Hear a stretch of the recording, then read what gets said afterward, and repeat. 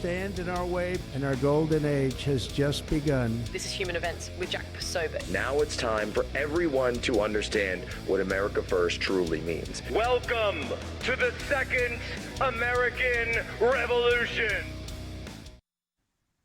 All right, Jack Posobiec, we are back live from the Department of War, from within the bowels of the five-sided puzzle palace, the Pentagon itself. And folks, the Pentagon knows about a good cup of coffee. And anyone that knows me and the work that Human Events does day in and day out knows the conservative movement never stops. And the fuel that keeps me going, keeps the show going, and the work going is Blackout Coffee. And trust me, the commander here knows about a good cup of coffee. Am I right? Well, maybe not from the Navy, but the bug juice. No, and that, but that's what it was though. When I was in the Navy, you get the bug juice on ship. That's why now that I'm out, I say, you know what? I want a really nice cup of coffee. That's why I go for Blackout Coffee. And so for years, Blackout Coffee has been my coffee of choice. And I know so many of you guys want it too, especially at Christmas time, because Blackout isn't just a coffee, it's America in a cup. It's founded on Christian values, rooted in family, and built on the belief that hardworking Americans deserve better than corporate swill and bug juice. Blackout Coffee is a family business that roasts every batch right here in the United States. 2 roasts you've got to try: Morning Reaper, smooth medium roast that kicks off your day without bitterness, and for the dark roast lovers, Brutal Awakening, a bold, rich roast that has deep flavor that'll keep you sharp and alert, perfect for serving friends and family around the holidays. Because let's face it, the best gatherings start with the best coffee. Here is my deal. You go to blackoutcoffee.com/POSO, use promo code POSO for 20% off your first order. Blackoutcoffee.com/POSO. Support a company that shares your values, supports American jobs, and fuels your freedom one cup at a time. All right, we're on with Commander Tim Parr. Commander, I keep wanting to call you Tim, but no, it's Commander. It's Commander. You're in uniform. We can go back to Tim tomorrow. We will go back to Tim tomorrow when you're off duty. We saw this. Actually, guys, do we have that clip? Do we have that clip of Senator Kelly?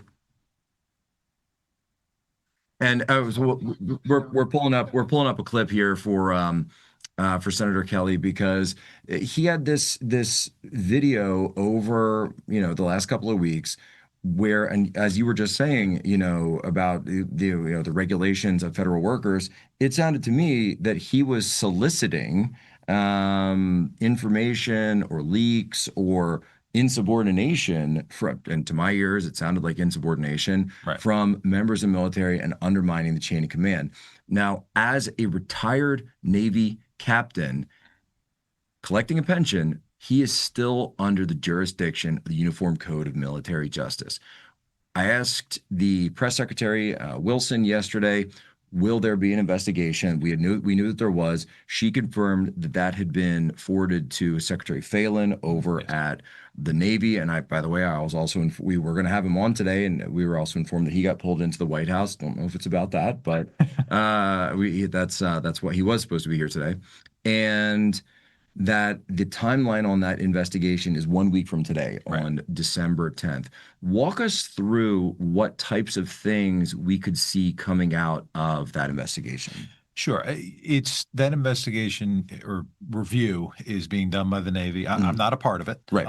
But, they're going to look at a bunch of things. They're going to look at the facts of the case. This is not something where you really need an investigation because it all happened publicly. And so they need to do a good review of the law and see the range of options they have here. Okay. It's not just about a court-martial. They could bring administrative penalties here. They could, for example, reduce his pension.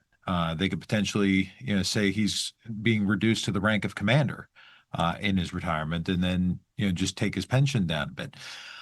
Ultimately, what they're going to do is they're going to make a decision not based on politics, but based on the facts and the law as to what statutes that video violates, what are the impediments to potential court-martial, and what makes the most sense in this case. One of the difficulties of court-martialing a sitting senator, the Constitution prohibits somebody from serving offices in 2 branches at the same time. And so if a senator or congressman, there are members of Congress that continue in the reserves. That's the legislative branch. But if any of them get pulled to active duty, then they're an officer in the executive branch. Right.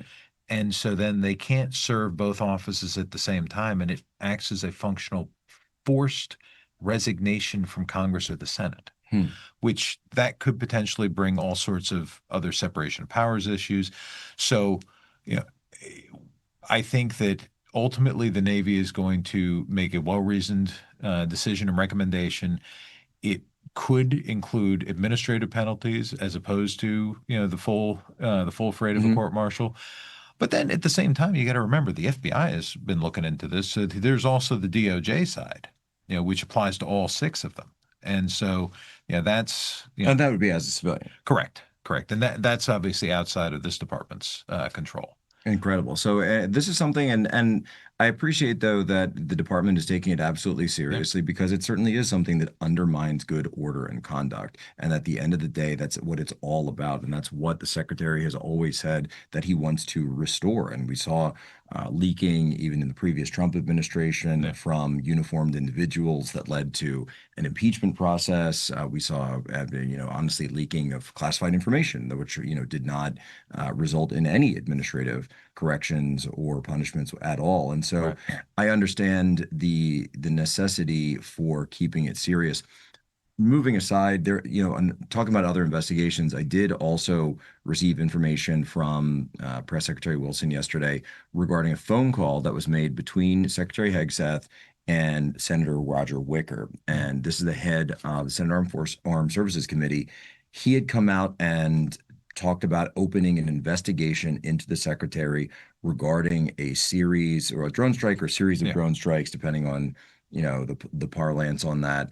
That took place down in Venezuela. Yes. When it comes to the legality of these strikes, now this is something, and I've said here on the program, just with my background as an intelligence officer, what I know about that strike just from open source reporting seems to be standard operating procedure. It doesn't seem to be a differentiation for that.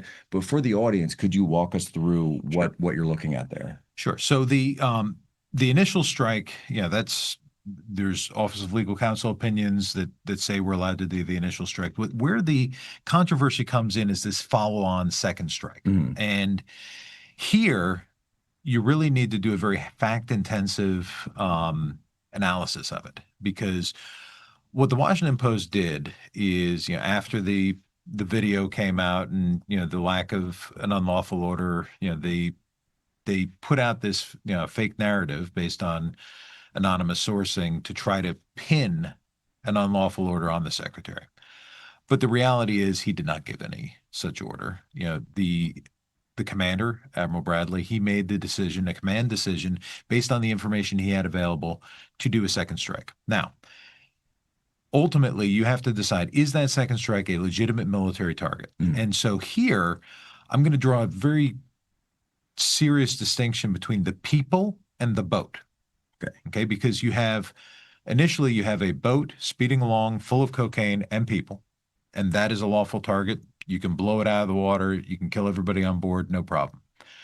After that initial strike, you do a battle damage assessment, and you make that's where us intel guys come in, and you make a decision of what to do next. So, if the boat is still floating and there's still cargo in it, it remains a lawful military target. The goal was to put it to the bottom of the ocean. Right. Because they could be recovered. Correct. It could be recovered, and there's a long history of this. We did this. We've gone through that here on the program of explaining this is something the Navy has done for quite some time in the Caribbean. Did it well even before that. We did it in World War II. We, Battle of Midway. We got one of the Japanese carriers. It was totally out of the fight and full of wounded Japanese sailors, but because it could have been towed back, the USS Nautilus continued to put torpedoes into it until it went to the bottom of the ocean. The Japanese battleship Yamato, the largest battleship in history, same thing. It was stricken. It was listing. And we continued to put dive bombers and torpedo planes onto it until it went to the bottom of the ocean with all of the wounded Japanese sailors on board, because the goal was to sink the boat, not the people. Now, if you have a boat that's on fire, full of cocaine, it's got a couple of narco terrorists on board. Who knows what kind of weapon? That are wounded. That boat is still a target, and he can shoot that. Now, if the Admiral sits there and says, I see 2 terrorists. I see 2 wounded terrorists on floating in the middle of the ocean. I want to kill those terrorists. that's potentially legally problematic. Okay. But if he instead says, no, I see a boat full of cocaine that I was ordered to put to the bottom of the ocean, I'm going to put it to the bottom of the ocean. And one of his intel people, one of your types, grabs and says, oh, sir, there's 2 wounded terrorists on board. Well, that's collateral damage. That's fine. Even though the action is the same, you're still putting the exact same rocket into the exact same place. If your intent is to kill the people, that's potentially a crime. If your intent is to sink the boat, that's perfectly legal. And I think that's where people have really gotten confused over this thing. The law of war says that... Which, by the way, is separate from an objective strike, right, which would be on, say, an HVT, high-value target, terrorist, where that is and has been signed off by OLC. The thing about shipwrecked people, okay, in the laws of war, you're not allowed to target people that have been shipwrecked.